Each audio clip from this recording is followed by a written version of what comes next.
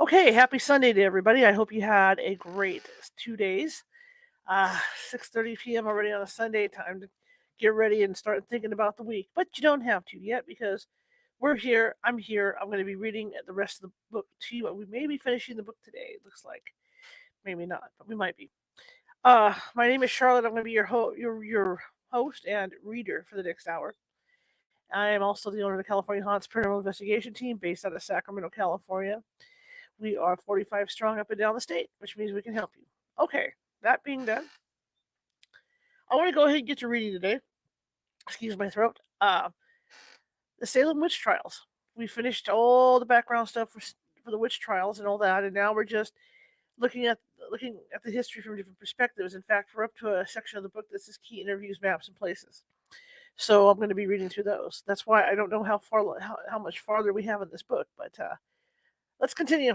Let's get on with it and continue, shall we? And if you like what you hear today from wherever you're watching from, please be sure to hit that like button. And if you haven't done so already, hit that follow button. Okay, here we go. So, key interviews, maps, and places. The history and hauntings of Salem, the witch trials, and beyond. And now we're into the beyond part. Okay.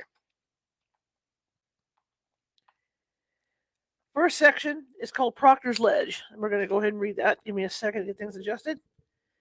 Okay, I will read for an hour. Okay, so here we go. Oh, I hope there's enough in here to read for an hour. As mentioned in my interview with Marilyn K. Roach, a team of historians were assembled to determine the location of where the witch hangings probably took place. The nod is generally given to Sidney Purley's early research, but a great deal of time and effort went into not only verifying the location, but in constructing a memorial at that site. The Proctor Ledge Memorial is a beautiful setting dedicated to the 19 people who were executed there during the 1692 witch trials. The names and dates they were hanged are engraved in stones. The oak tree, the oak tree sapling, is meant to symbolize endurance and dignity. Martha Lyon is a landscape architect who designed Proctor's Ledge. It was built through a $174,000 Community Preservation Act grant and donations. Proctor's Ledge Memorial was built in 2017 during the 325th anniversary of the witch trials. In 2016, it was officially recognized as the site of the hangings. The names listed in stone at the memorial are Bridget Bishop, Sarah Good, Elizabeth Howe, Susanna Martin, Rebecca Nurse, Sarah Wiles, George Burroughs, Martha Carrier, John Willard, George Jacobs Sr., John Proctor, Alice Parker, Mary Parker, Ann Pooteater, Wilmot Red, Margaret Scott, Samuel Wardwell, Martha Corey, Barry Etsy, the name of Giles Corey, and those who died in the prison while awaiting the trials are not listed here, as they were not executed at this site. Corey was pressed to death near the old Salem Gaol, and 5 others died in prison, both in Boston and Salem. Rebecca Beatrice Brooks, in her wonderful blog, The History of Massachusetts, offered a reference to the hanging location found in a notation in John Adams' diary in 1766.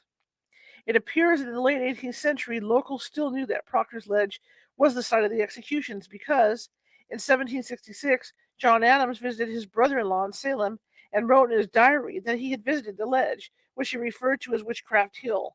A mentioned number of locust trees, there we go, that were later discovered to have grown on Proctor's Ledge. Quote, John Adams. I'm taking this John Adams quote. Returned and dined at Cranches after dinner, walked to Witchcraft Hill, a hill about a half mile from Cranches, where the famous persons formerly executed for witches were buried. Somebody within a few years has planted a number of locust trees over the graves. As a memorial of that memorable victory over the Prince of Power of the Air. This hill is in a large common belonging to the proprietors of Salem and Salem and City. From it, you have a fair view of the town, of the river, the north and south fields, of Marblehead, of Judge Lynn's pleasure house, and C of Salem Village, and C Adams 199. Yet, in 1867, historian Charles Wentworth Upham incorrectly identified Gallows Hill as a location of the Salem witch trials executions in his book, Salem Witchcraft, although he admitted in the book that it was only a guess and he might not be correct. Moving on. In 1911, a book titled A Short History of the Salem Village Witchcraft Trials by Martin Van Buren Perley was published and included a map that identified the Proctor's Ledge as the site of the executions. The map also identified a rocky crevice alongside the ledge as a place where the bodies of the executed were temporarily placed. Here it is. Okay, all right. Moving on. What evidence supports Proctor Ledge as the execution site? Rebecca Beatrice Brooks, in her blog, The History of Massachusetts, stated that Sidney Perley's research indicates that similar evidence from another eyewitness, a nurse who was attending John Simon's mother as she gave birth to him in 1692, also confirmed Proctor's Ledge as the site. According to a letter written by Dr. Holyhook after the death of John Simons in 1791, which was later published in Upham's book, the nurse who was assisting John Simon's mother at his birth later told John that she could see the accused hanging at the execution site from the window of the Simons' house that day. Quote, in the last month there died a man in this town by the name of John Simons, aged 100 years, lacking about 6 months, having been born in the famous 92. He has told me that his nurse had often told him that while she was attending his mother at the time she lay in with him, she saw from the chamber windows those unhappy people hanging on Gallows Hill who were executed for witches by the delusion of the times. That's Upham 377. Sidney Perley, during his extensive research, identified the location of the house where Simons was born, on North Street. He found that other historians had been incorrect in identifying Gallows Hill as the execution site. Perley found that Gallows Hill is not visible from North Street because it is blocked by Ledge Hill, yet Proctor's Ledge was visible. In Sidney Perley's book, Where the Salem Witches Were Hanged, Essex Institute Historical Collections, Volume 57, Number 1, January 1921, page 1 to 18, he offers several wonderful interviews and clues to Proctor's Ledge location. Edward F. Southwick lived with the great-great-granddaughter of John Proctor, hanged for witchcraft in 1692. Mrs. Nichols, and remember, 1892, Mrs. Nichols, and remembered as a boy that Nichols told him the accused witches were executed near the rocky crevice at Proctor's Ledge. Quote, when a boy, Edward E. Southwick lived with David Nichols at this place from 1847 to 1852. Mrs. Nichols was a proctor and a granddaughter of Thorndyke Proctor, who was the grandson of John Proctor, who was executed for witchcraft. Mr. Southwick stated to the writer and others that both Mr. and Mrs. Nichols told him that the witches were executed near the crevice. Mr. Southwick also said that an old man who lived with Mr. Nichols, and who was named Thorndyke Proctor, and was a relative of Mrs. Nichols, used to take walks with him, and he also told Mr. Southwick that the witches were hung near the crevice. Perley, pages 15 to 16. Perhaps the most chilling report was one Perley related from an old family story from the Buffum family. Buffum states that after the executions on August 19, 1692, he could see from his house on Boston Street George Burroughs' exposed hand and foot sticking out of the rocky crevice. So he later went over that night to cover them so they were no longer visible. The Buffum house can be seen on maps sitting just below Proctor's Ledge in 1692. On the other hand, you cannot see Gallows Hills from his house. Perley, from the same book, quote, the distance from the house of Joshua Buffum to the top of the hill, Gallows Hill, would make it improbable that a slightly exposed hand or foot could be seen. In an airline, the distance is about 120 rods, which is considerably more than a third of a mile. Not only was the distance great, but the growth of the trees, which must have existed to a greater or lesser extent in the common lands, would necessarily have precluded such a view. From the house of Joshua Buffum to the crevice in an airline, the distance is only about 53 rods, and the view unimpeded, as one had to look down the hill and over the marsh and river only. Perley, pages 14 to 15.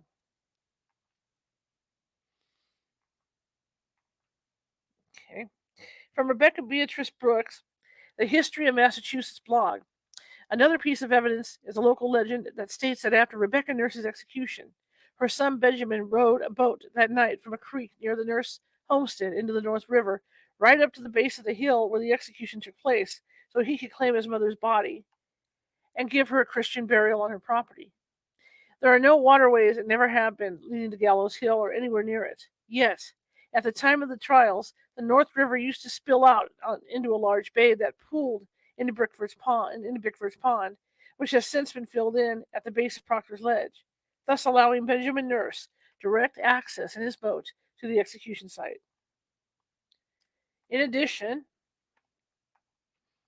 Proctor's Ledge also has a rocky crevice running alongside the ledge, and, according to Robert Califf, the bodies of the executed prisoners were temporarily placed in a rocky crevice at the execution site after they were cut down. All of the evidence confirms that Proctor's Ledge is the site of the Salem witch trials executions. Please read Rebecca Beatrice's book, Brooks' full account from her blog, The History of Massachusetts. She has many wonderful articles spotlighting the fascinating history of Massachusetts. My thanks to her for allowing me to include excerpts from that blog. Next section, the Gallows Hill Project. The Gallows Hill Project prepared a series of questions and answers explaining how they confirmed Proctor's Ledge as the execution site for the accused witches. How did they pin down the site? Marilyn Roach discovered a few key lines of eyewitness testimony in the Salem witch trials court record from August 19, 1692. The record quotes the defendant, Rebecca Eames, E-A-M-E-S, who had been on her way to the court in the custody of her guards and traveled along the Boston Road, was just round below the execution site. A few hours later, she appeared in the Salem court for a preliminary examination. The magistrate asked Ames whether she had witnessed the execution that took place earlier that morning as she was passing by. She explained that she was at the house below the hill and that she saw some folks at the execution. Roach determined that the house below the hill was most likely the McCarter house or one of its neighbors on Boston Street. The McCarter house was still standing in 1890 at 19 Boston Street. What other evidence is there? Professor Benjamin Ray conducted research that pinpointed the McCarter house's location and worked with geographic information system specialist Chris Gist of the University of Virginia Scholars Lab to determine whether, in fact, it was possible for a person standing at the side of the house on Boston Street to see the top of Proctor's Ledge. Gist produced a viewshed analysis which determined that the top of Proctor's Ledge was clearly visible. Why did they rule out the top of Gallows Hill? There are several reasons why the location at the top of Gallows Hill does not work. First, it would not have been visible from the McCarter house and its neighbors on Boston Street. It also would not have been visible from the Simons house on North Street, where another person is known to have witnessed some of the executions. Furthermore, we know that the 8 victims hanged on September 22nd were driven by cart to the execution site. It would have been next to impossible to get a cart full of 8 victims up a steep and rocky slope that lacked a road. Finally, executions were meant to be public events, so everyone could witness the terrible consequences that awaited those who committed witchcraft and other serious crimes. The top of Gallows Hill would be much more difficult to access than Proctor's Ledge. Did the project find anything on Gallows Hill? Professor Peter Sablock carried out geoarchaeological remote sensing on the site with a team of his geology students. Ground penetrating radar and electronic soil resistivity do not disturb the soil, but can tell us about the ground underneath. His tests indicated there is very little soil on Proctor's Ledge. There are only a few small cracks in the ledge, and here the soil is less than 3 feet deep. Certainly not deep enough to bury people. This finding is in keeping with oral traditions that the families of the victims came under cover of darkness to recover loved ones and rebury them in family cemeteries. There is no indication that there are any human remains on the Proctor's Ledge site. What about the gallows? The numerous surviving documents from the witch trials contain no mention of a gallows. Indeed, the only time Gallows Hill was used for executions was in 1692. Therefore, the team believes that the executions were carried out from a large tree, a common tradition at the time. The remote sensing research supports this conclusion, as no trace structures were discovered, though, admittedly, a temporary wooden gallows would leave very little evidence behind for archaeologists to discover. Source: the Gallows Hill Project. The interviews. The Salem Witch Museum, an interview with Rachel Christ, Director of Education. In the following interview with Rachel Christ, I will be using RP for Rebecca Pittman and RC to designate Rachel Christ's comments. RP: what is your capacity at the Salem Witch Museum? RC: I'm the Director of Education. Within this role, I've had my hand in a lot of pots. I do all the outreach with students and teachers, authors, and journalists. I do a lot of working with teachers. I Skype into classrooms, do classes on the witch trials and the crucible. I buy all the books for our bookshop and keep an eye out for new books on the witch trials. I also update all our exhibits. Currently, I'm working on updating our second exhibit entitled Witches Evolving Perceptions. This exhibit focuses on the image of a witch and how it has changed and evolved over time. This is an opportunity to step back from the Salem trials and focus on the history of witchcraft that led to 1692. This past winter, we added a new timeline on the wall. We're working on updating our main presentation as well. So essentially, I work on keeping all the educational content up to date. It sounds odd, but the scholarship of the Salem witch trials is changing all the time. So my job is to keep us up to date with the scholarship. It's a very detailed piece of history. RP: you have a theater in the round feeling there with the tableaus and the tableaus and vignettes. How do you filter down all the components of the witch trials into a 30-minute presentation? How did you choose the key elements? RC: I wasn't here when that first presentation was created in 1972. We based the original presentation off of Marion Starkey's book, The Devil in Massachusetts. It was one of the leading books on the Salem witch trials at the time. We are in the process of updating the presentation simply because the scholarship has changed so much since that book came out in 1949. The idea was to take the big pieces of the Salem witch trials, for example, the trial of Rebecca Nurse, the hanging of George Burroughs, the pressing of Giles Corey, and combine them with some of the more refined aspects of the story, such as the girls sitting together in a kitchen, the environment of the Putnam House, prisoners languishing in jail. It was meant to give a snapshot of the trials. The trials were just a year. It's really quite a short period of time. It wasn't too challenging to encapsulate some of the big moments from that year. The big problem was we only have 30 minutes. There was so much more that could go into it. RP: I thought it was interesting that you chose the Putnam House as one of the as one of the vignettes. I'm going to say vignettes. It's probably vignettes. Okay. Instead of a scene in Reverend Paris's house with the tuba. I thought it very appropriate to spotlight Ann Putnam Jr., as she was such a key figure in the trials, and to end the presentation with her apology was very strong. It was very easy to follow your narration by using the tableaus. RC: it makes the Salem witch trials more accessible by presenting it with the tableaus. I think anyone can come in and grasp it. We see all ages, scholars of people here with their families. We've tried to make it a clear presentation that encapsulates the basic theme. RP: you mentioned doing some updates. Are you thinking of possibly updating the script or changing the figures? RC: it's mainly the script. I think the figures in the tableaus will remain relatively the same. We are in the process of updating the scholarship, as some theories have gone out of date. For example, Tituba's role in the trials has been debated by scholars rather extensively. So that's something we'll be looking at. RP: when did you open the Salem Witch Museum? RC: May of 72. RP: you see how many people in the main theater room? RC: about 120. RP: Salem has a kind of love-hate relationship with the witch trial popularity. Do you have a personal feeling about it? RC: I think Salem is a pretty unique example of our tourism industry really started in the early 20th century. There were vague whispers about it, but it didn't really start until Bewitched filmed here in the early 1970s. Arthur Miller came in the 50s to research the Crucible, and that kind of shined a light on Salem. I personally think it goes so much farther. Obviously, Salem has become the big Halloween celebration. In the 20th century, tourism started to grow here, and not just with the witch trial popularity. We have the New England draw and the House of Seven Gables. When all the tourism dollars came in, it really helped the economy here. The history of witchcraft is so much more than the Salem witch trials. It's really living and breathing here. You see the stereotypical witch everywhere that Hollywood created. And then you also have bewitched, which is another definition of popular witchcraft. We have a pretty healthy Wiccan population here, which is another example of a newer definition of the witch.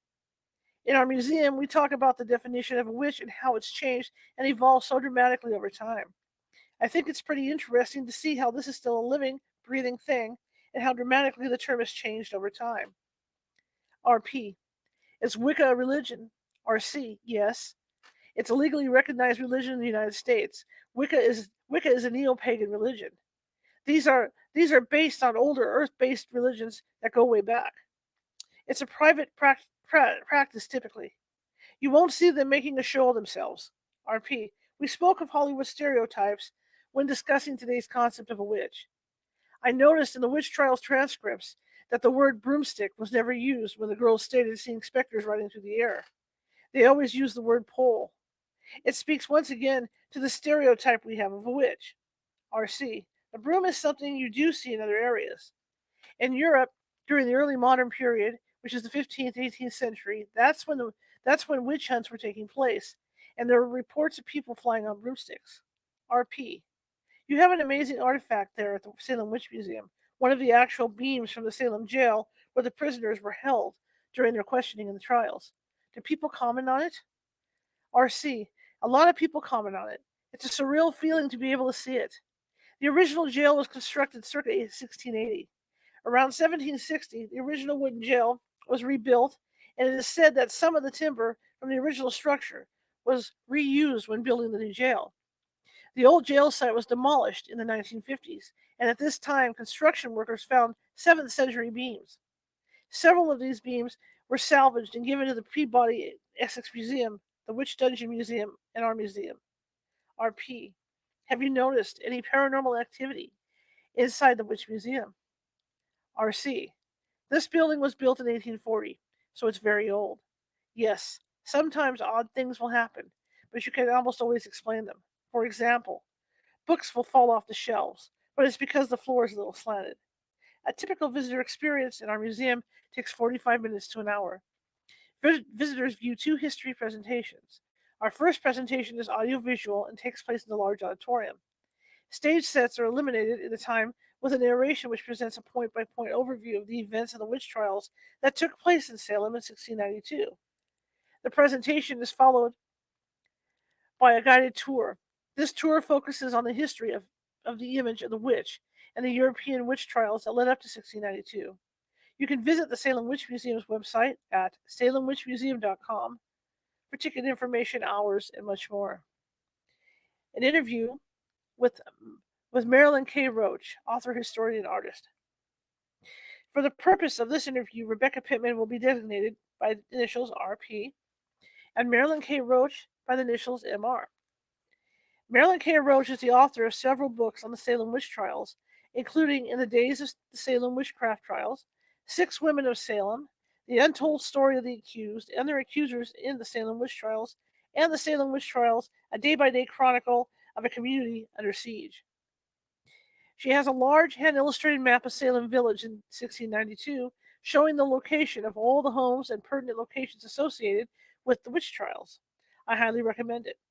You can purchase it at the Salem Witch Museum in Salem, Massachusetts.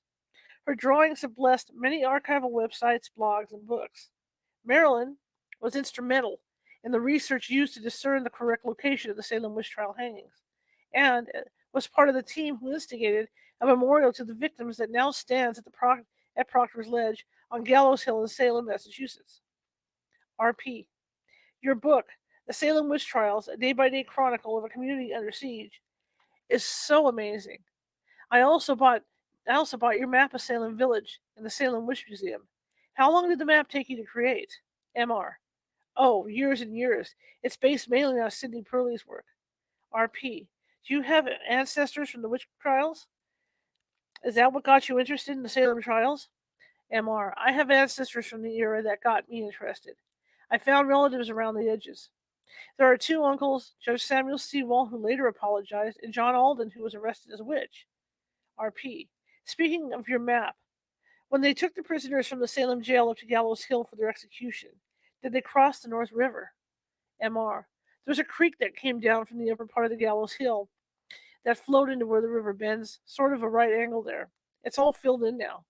It was a tidal inlet at the time with a causeway and a bridge, so there was a bridge to go across. RP. So the cart carrying the prisoners did have to go across a bridge? MR. Yes, it crossed that smaller creek, but it was still the main road from Salem to elsewhere. As they left the jail, they went along what is today Essex Street, and then you turn into Boston Street. RP.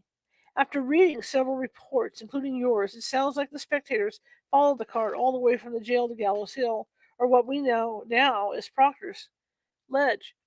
MR.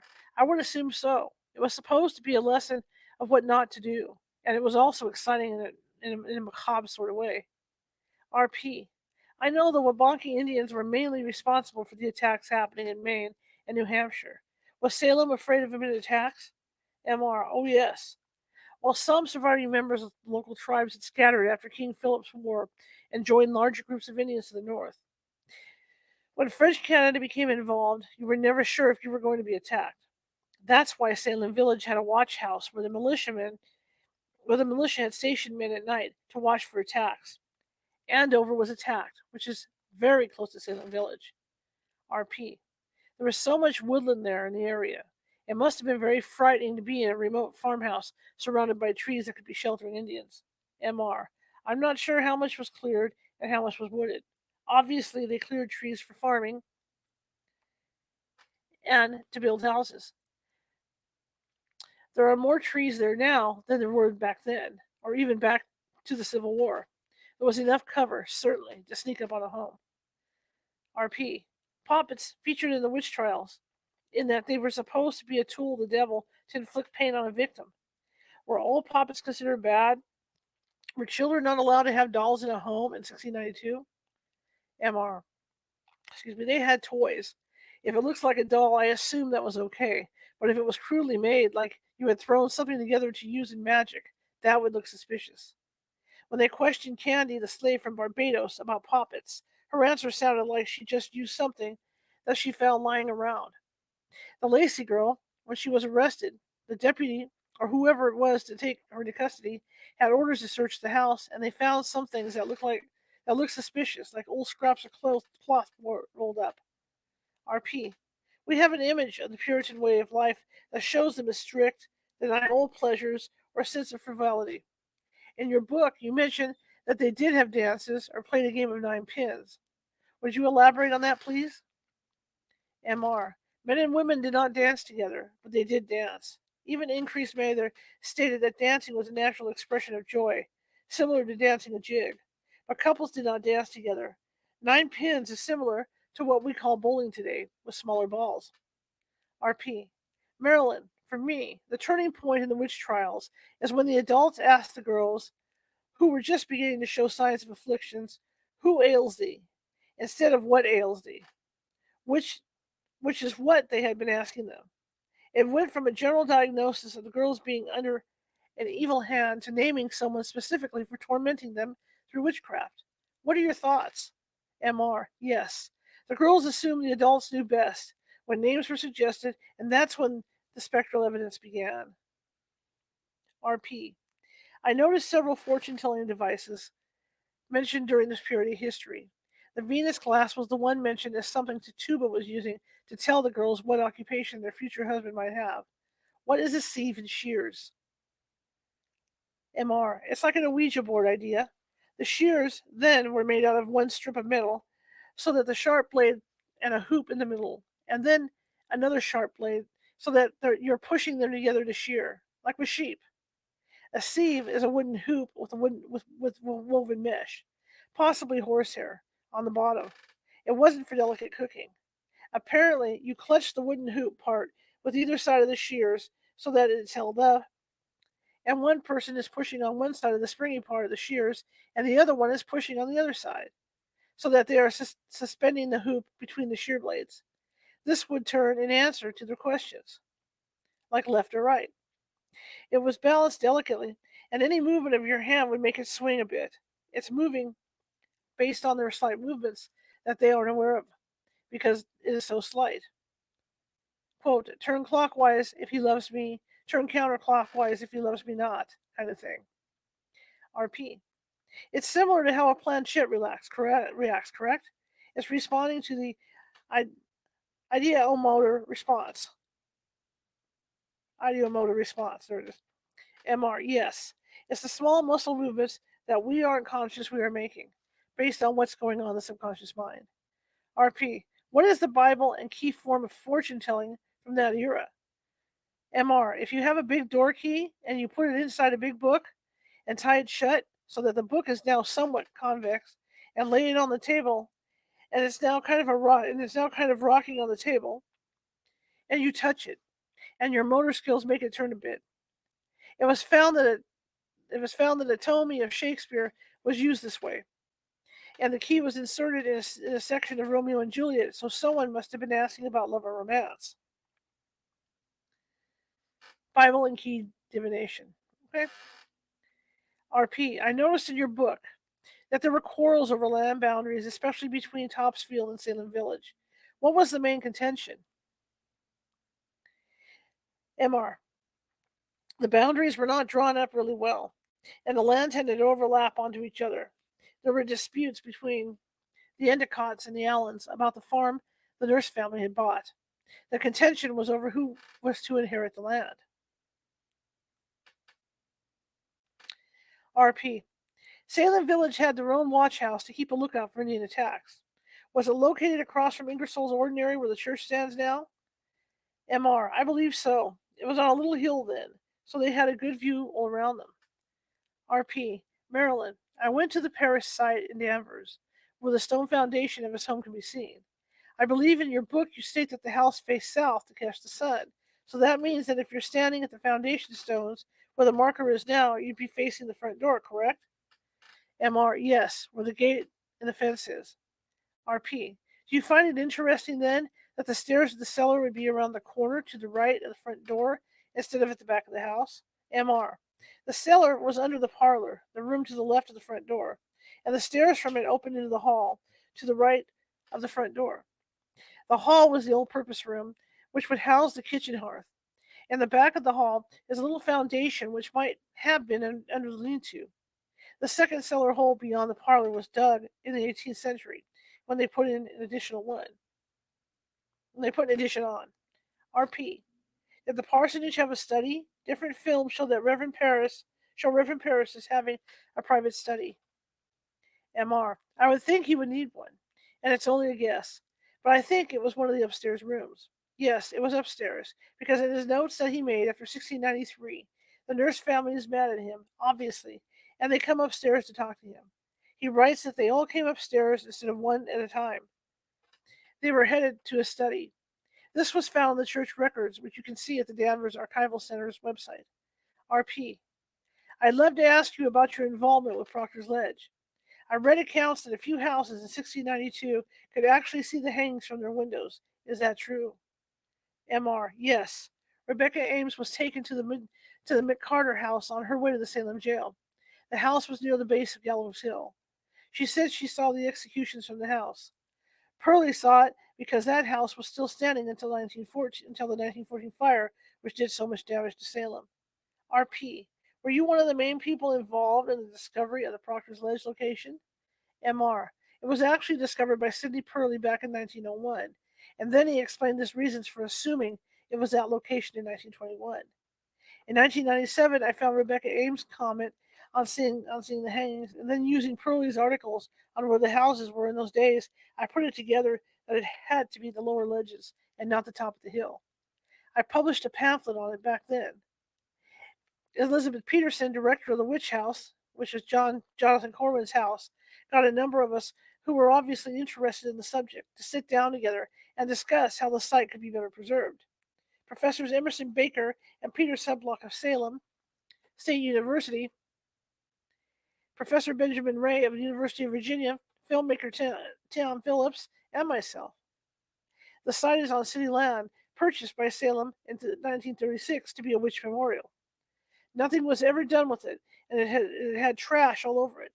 We wanted it to be a proper we wanted it to be properly honored with some kind of a marker, and to make sure the city didn't designate it as unnecessary land, which had almost happened a couple of times. We worked with the city to make sure everyone agreed that the site should be protected. You don't want to encourage large mobs of people coming up there, but you don't want it to be forgotten either. Our press release to announce that site had been found and verified went viral. The city hired landscape architect Martha Lyons to design a proper memorial. Benjamin Ray went to the computer department of the University of Virginia and used a mapping program to show if you were at the McCarter House. There's a laundromat there now, or several of the other houses that were along that stretch in 1692. If you could see the lower ledges and what was going on there, but you really couldn't see what was going on at the top of the hill, what we call Gallows Hill. And the thing about the computerized program is that you could really see what was going on without the trees and today's apartment buildings getting in your way.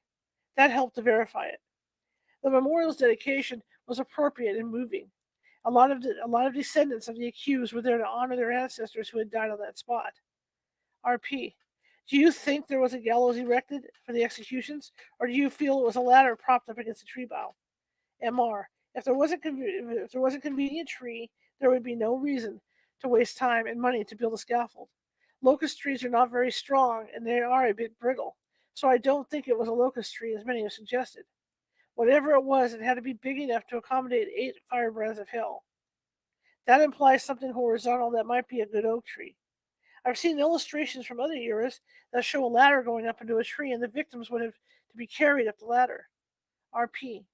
Do you believe the victims were merely thrown into a ravine and some dirt thrown over them after they were hung, rather than a proper burial? We know some of the bodies were taken home by families, such as Rebecca Nurse. But what of the others? MR. I do believe it was a hasty temporary burial. I don't see Sarah Good's husband exerting much energy to dig her up and bring her home. RP. When I read that George Burroughs' pants came off as they dragged his dead body to the ravine, it was such a heart-wrenching image. MK. Yes, it was. Keeps flipping that way. Traditionally, the victim's clothes belonged to the hangman, so he could keep it or sell it. So if you were wearing nice clothes, they would remove them and put older clothes on you. It was mentioned that another prisoner's pants were put on Burroughs, so presumably not as nice a pair as he was wearing. RP. I heard rumors that the Salem jail would flood at times during the witch trials. Do you think it's true? MR. No, I think there were some problems with the later jail. There's not much of a description of the Salem jail where the prisoners were held. There were a couple of reports of prisoners tunneling under the wall and escaping before 1692, which would imply, which would imply you were at ground level, not down below the surface. The river would have been a lot closer then because the terrain had changed, but the jail was on a small hill. There were bills from the jailer for firewood, which shows they probably had some form of heat in the winter. Candles were expensive, and there was probably straw on the floor, so it's doubtful they were giving candles for light at night. RP. How in the world did some of those people endure an entire year in that environment, through the frigid winters and humid summers? MR. Facetiously. They had good immune systems. RP. What could the families of the prisoners bring them while in jail? MR. There were reports that they brought them food and clothing, if they could afford it. It was a minimum of items. RP. Bridget Bishop's apple orchard is said to have been where Turner Seafood is today. Is that correct? MR. Approximately, yes. RP. I've heard there are pirate tunnels under Salem. Is that true? MR. That came later. There were access tunnels, and I have seen pictures of doors and easements as if there had been something there. RP. So many components came together to form the environment of the Salem witch trials. Indian warfare, Paris's dire warnings on the devil from the pulpit, the absence of a charter through much of it, the magistrates not being formally trained at law, the boredom of winter, etc. If only one of those components had been missing, do you think it would have been turned into the wildfire that it did? MR. Possibly not. It was so many things all at once. A critical mass of things gone wrong. If one was removed, maybe it wouldn't have. I don't go with the conspiracy theories Some people advance, as if Paris and the Putnams got together and planned it. Next interview, Richard Trask, town archivist and curator of the Danvers Archival Center. Author of The Devil Hatch Been Raised, a documentary history of the Salem witch trials, the Salem Village witchcraft outbreak of March 1692. The Archival Center houses a wonderful and diverse collection of two-dimensional materials that relate to the history of Salem Village and Danvers from the 17th century to the present. Our books, manuscripts, maps, photographs, newspapers, and other materials are available to anyone interested in finding out more about Salem Village witchcraft. Any aspect or era of Danvers history, local architecture, and local geology. Okay. Interested persons are urged to call, email, or visit us during open hours. The Danvers Archival is at www.danverslibrary.org. For this interview, RP will represent Rebecca Pittman, and RT will designate Richard Trask. RP. I was fascinated with your research into the location of the parsonage where Reverend Samuel Parris lived. I understand you were the one that instigated the test to find it and evacuate the stone foundation. How did you go about locating the site? RT. I used what was available to me at the time. Back in 1970, we didn't have the archives. We didn't have a lot of the information in one location. The Charles Upham book, Salem Witchcraft, had a general location, and some other secondary sources also gave me an idea of where it was located, off of Center Street, which was the main roadway in Salem Village. And I got some aerial maps in Danvers to see if it would show up there, and it didn't. There was also some oral history and a tradition that said it was located behind 67 Center Street. There was a sign that had been put up in the 1930s, pointing to a cart road that led to a large empty lot. The sign read that at the end of this cart road was the location of the Paris House site. So I had the general location of where it was and found out that the owner was a school teacher by the name of Alfred Hutchinson, who was related to Rebecca Nurse. I asked if it would be possible to do a little probing on his property, and he said yes. I contacted an author whose book was called Hidden America that had been written maybe 10 years earlier by a fellow named Roland W. Robbins. Among other accomplishments, he had located the birthplace of Thomas Jefferson and had done a major excavation in Saugus, Massachusetts, which is not too far from Danvers of 17th century ironworks. He also discovered the location of, of of Thorio's dwelling at Walden Pond. He was not a professional. He was not university trained, but he had an innate ability to be able to discover things. I wrote to him. He lived in Lincoln, Massachusetts, about 20 miles from here, and asked him if he would like to help me discover the site of the Paris house. He did, and for the first year or so, he basically did it out of the goodness of his heart. I got some of my friends, including my future wife Ethel, and we would spend 1 or 2 days a weekend on the open space of the backyard of Mr. Hutchinson. Robbins would probe with an iron rod, which he was famous for, and by holding onto the rod and sticking it in the ground, he could determine the kind of soil. He would obviously hit rocks, and if he found a pattern, then it could be a foundation. We also dug little test trenches, and we finally came across a few holes with fragments of glass and pottery in it. So we knew that we were in an occupied area. We followed along every foot and a half until we hit upon what was the foundation, which was about 3 feet below the surface. From there, we began excavating. I wasn't that knowledgeable in archaeology other than what reading numerous books. Archaeology is a very specific science. As once you disturb something, you must have documented your work, or it will be lost. When the house was torn down, all they did was throw dirt and rubbish into the foundation itself. So we excavated it, and it took about 2 seasons, and we came up with 3 foundations associated with the 1681 to 1784 house. The original thought was to dig it up, take pictures and notes, and fill it in again. But we found it so interesting, and Mr. Hutchinson agreed that he allowed us to leave the excavation open. Eventually, we got a stonemason to put the foundation back to the top of the soil and put a split rail fence around it. Mr. Hutchinson allowed people to go onto his property for many years, and then in the late 1980s he was going to move to Maine, and we were able to, with grant from the state, as well as local volunteer money, purchase that portion of the property and make it into a small mini park for the town. It's been like that since we dedicated it in 1990. It was a great project that involved a lot of kids and adults over many years. Two of the kids who worked on the project eventually became professional archaeologists. So, it's there, a little bit out of the way.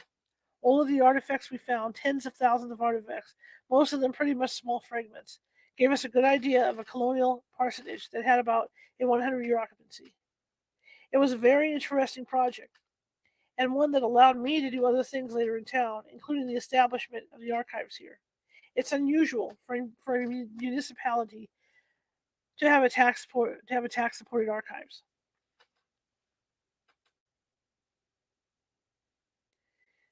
Okay, moving on. I'm just looking at some different photos. When I was growing up in Danvers, witchcraft was kind of taboo. It was always a subject centered around sadness concerning the witchcraft, and Danvers was always happy to let Salem have the credit with the tourists. When I began the excavation process, there were a lot of people in town who were not happy about it because it was like bringing up a sore subject. There were two matronly ladies who lived on the street on the other side of the cart road that led into the parsonage, and I can remember we tried to get the local schools involved, especially the local Highland School. We would invite the kids to come down and watch us, and in some cases sift for some artifacts in the soil we had taken out in the cellar hole itself. As the kids were coming into the site, the two ladies across the street were shaking their fists at them, saying, "Why are you bringing this up? You shouldn't be talking about this." So, because it was related to the witchcraft, and we were doing things that excited the public and unearthing things that hadn't been seen for 300 years, it became a fairly well known project. The Associated Press picked it up and did a feature piece with photographs which circulated around the country. Walter Cronkite talked about it on the CBS Evening News. It brought a lot of positive publicity, and I think it helped change the minds of a lot of the townspeople. We were trying to say, yes, the witch trials were a very bad thing. All of the institutions failed.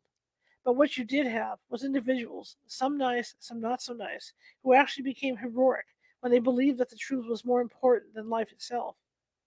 That's something that should be remembered and emulated. We put a positive spin on it, and later, during the 300th anniversary, the whole town got involved, and and the whole town got involved, and we were able to have a year-wide commemoration of the witchcraft. 30 years earlier, that never would have happened. RP, you make such a beautiful point.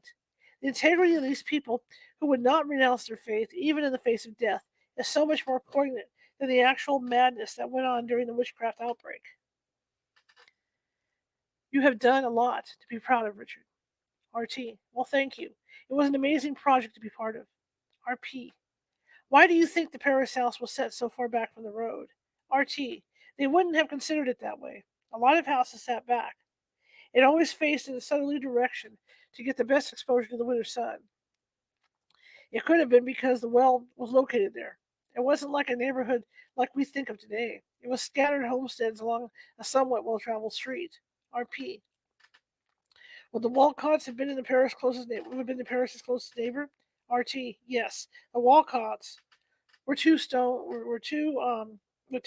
throw away from the parsonage, and in the opposite direction was Ingersoll's ordinary, which was about the same distance away. RP. And the Walcott house is no longer standing, correct? RT. No. We have an approximate location for it, and it also sat back from the road to Andover, quite a ways back from the road. RP. When the Paris family had trekked down the cart trail to the road, turned left, walked to Ingersoll's, and turned left again to get to the meeting house where Paris spent so much of his time, or would they have cut through the woods next to the parsonage? RT. At that time, in 1692, there weren't as many trees. Everything was open. The cart road, which now leads to the parsonage, actually went all the way through to what is now Forest Street, which was an old Indian trail. That was another roadway in the 17th century. So Paris would have just gone down the cart road to Forest Street and taken a right, so he would have been at the meeting house. The corner of Forest Street is about where the meeting house was. RP. There was a lot of testimony about Satan's spectral picnics behind the parsonage in the meadow there. What do you What do you think the word behind meant? To the right of the parsonage or to the left or behind it? RT. It's what is now known as Whipple Hill, and it's a little ways from the parsonage. St. Richard's Church is located at the foot of Whipple Hill today. Apparently, there were some trees on the hill there, and it was where the witches' Sabbaths were supposed to take place. RP. Are there still quite a few homes still extant from the witch trials in Danvers? RT. Salem Village was not just Danvers, but spread out to Middleton and Peabody. In Danvers, we have approximately a dozen or more houses that date to that period. Salem Witch, Salem Village, Danvers, was a farm community, so the homes were spread out. Ipswich, which is about 15 miles from Danvers, has the largest cluster of houses dating to that period. They have the largest concentration of first period houses that survived. There are several first period houses here on Center Street. I live in the Haynes house, which is a 1691 house that's right up the road. The next three houses up the road from the parsonage date to that time period as well. RP. The church across the street from Ingersoll's is where the watch house was located in 1692, correct? RT. Yes. It would have been about 30 to 40 feet higher than it is now. RP. Is there anything else you'd like to share that you find interesting? RT. There was a very quirky book done a few years back called A Season with a Witch. It was by J.W. Oker, a pen name. He came to Salem and spent a month taking in the Halloween events, and talked about what it was like there and the socioeconomic economic description of the area. He wrote a lot about me and my projects. It's a book that goes into things that haven't been described before. It's available on Amazon. I've done a lot of projects on Salem. Okay, excuse me. I've done a lot of projects on Salem witchcraft. I was the chairman of the Terra Centennial Committee in Danvers, and we did a year's worth of events with major programs covering every one of the execution days. We did a sight and sound program for the meeting house at the nurse homestead. We buried the bones of George Jacobs Sr., which I had in my custody since the 1960s, at the nurse homestead. I was one of two consultants on the PBS movie Three Solvers for Sarah, which I still feel is the best rendition of the Salem witch events. The barn at the nurse homestead is the actual frame of the house that belonged to Endicott, who gave testimony at the witch trials. His house was going to be torn down, but a group of friends and I dismantled and preserved the 1681 frame. We found some hex symbols, which was a way of warding off evil when we were disassembling the house.